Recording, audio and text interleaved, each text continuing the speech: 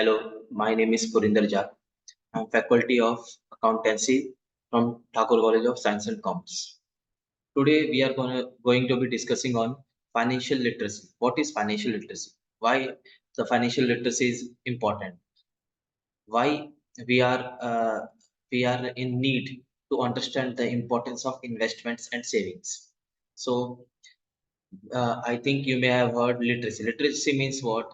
Ability to read and write. Ability to read and write. Same if same concept is applied in case of financial product, financial market, then that is termed as financial literacy.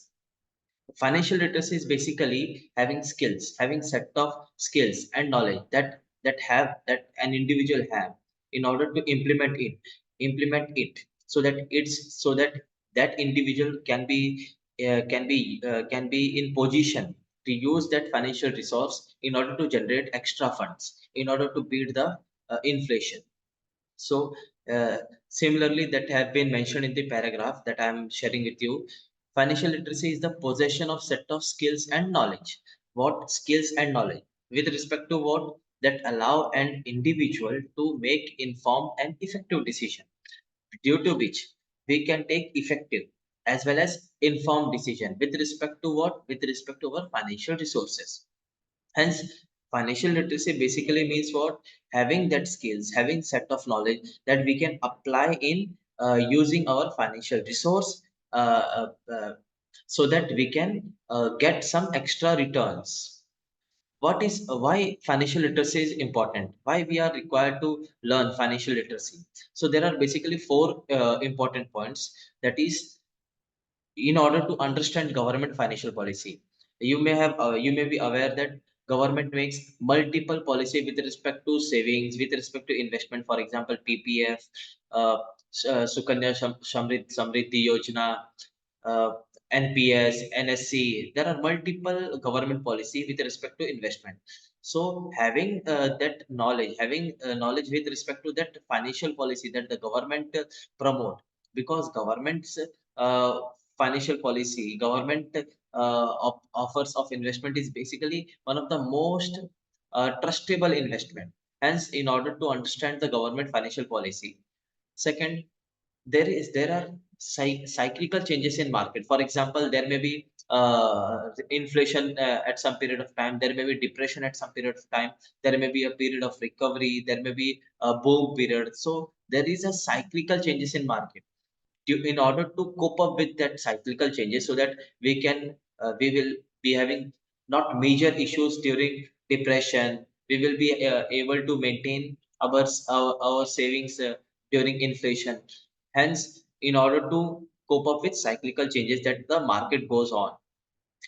Third point is that uh, aware about various source of finance. Various source. See, there are multiple sources through which you can fulfill your financial needs. So, what are that sources? Sources. How can you arrange fund? Whether going for the debt, whether going for the shares, whether going for loan, whether going for bonds. There are multiple sources available in the market.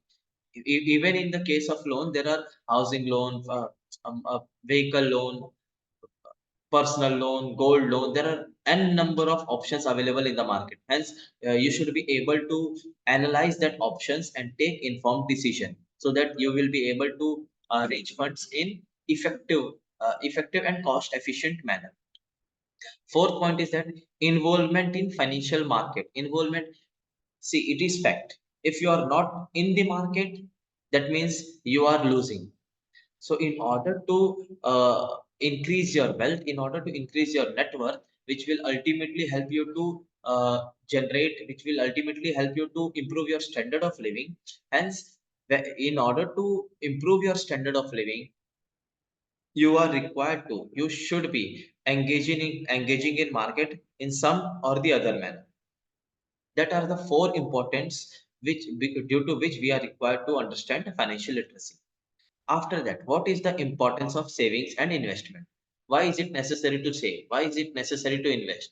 So, first of all, it is mentioned that purely our standard of living depends on our productivity. How we work, how we eat, how we sleep. All these things depends on our standard of living. Standard of living is dependent on productivity. Similarly, productivity depends on human capital, physical capital, natural and technological resources. What are the resources? What are the human capital available with the country? What are the resources available with us? That are the direct, that are the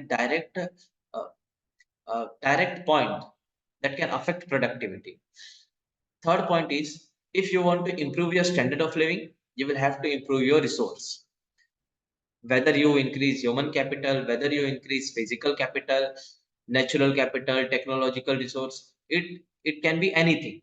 So in order to increase your standard of living, in order to improve your standard of living, you are required to improve your availability, quality of resource, and that in turn requires saving.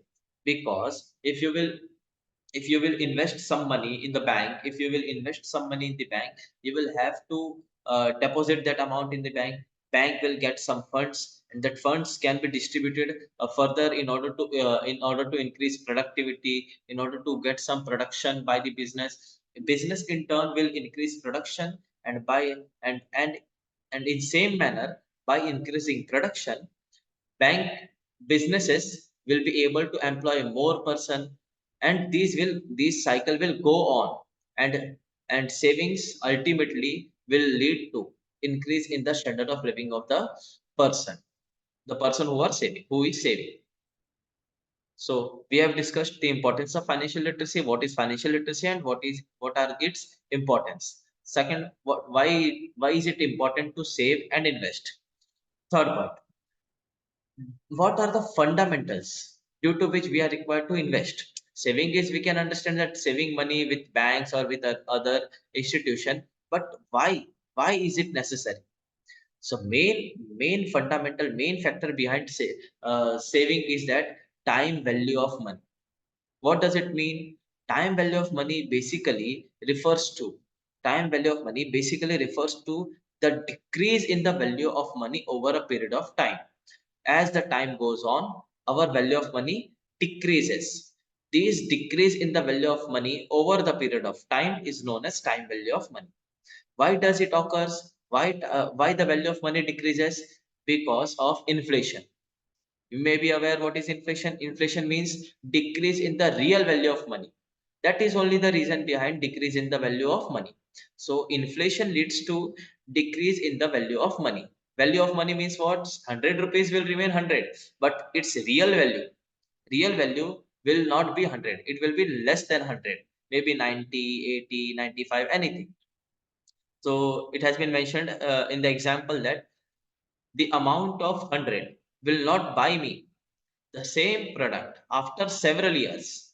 The number of product, the amount of product you were buying, for example, in 2020, that same product you will not be able to buy after several years. Hence, now, in order to cope up with decrease in the value of money, you are required to invest. If you will not invest, your value, your net worth will ultimately gonna decrease. Hence, time value of money teaches us the importance of investing, and in similar manner, we used to invest in the market. So there are certain formula which have been mentioned in the notes. Formula, amount refers to the future value. What is the future value of your investment? And future value comes in value is calculated by adding interest in the principal. So this is actually the formula. I am highlighting it. Interest is equals to P in bracket 1 plus I raised to n minus 1 bracket close. In this manner, we are required to calculate the amount of interest, and same amount of interest will be added to the principal. Principal means the initial amount of investment. See, there is one example mentioned in the notes. What will be the future value of 10,000 if it is invested at the rate 5% per annum after 2 years if compounded annually? So what is the amount we are required to invest? That is 10,000. Our principal amount is rupees 10,000, and the rate of investment is 5%. And the time period for which we will be investing is 2 years. And most important thing is in which manner it is compounded. So it is compounded annually. So formula for calculating future value will be present value in bracket 1 plus I raised to n divided by 2. So 10,000 will be multiplied by 1 plus 0.05. See, 0.05 will be calculated in which manner? 5%, that means 5 will be divided by 100.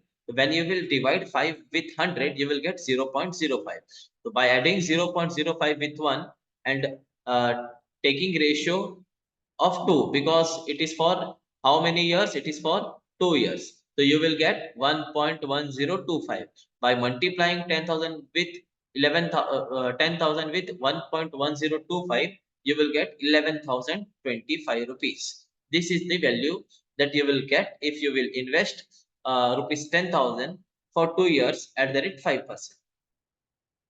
I hope there are certain fundamentals, certain uses, certain concepts which we have discussed are clear to you. Thank you. That's it for today. Thanks a lot.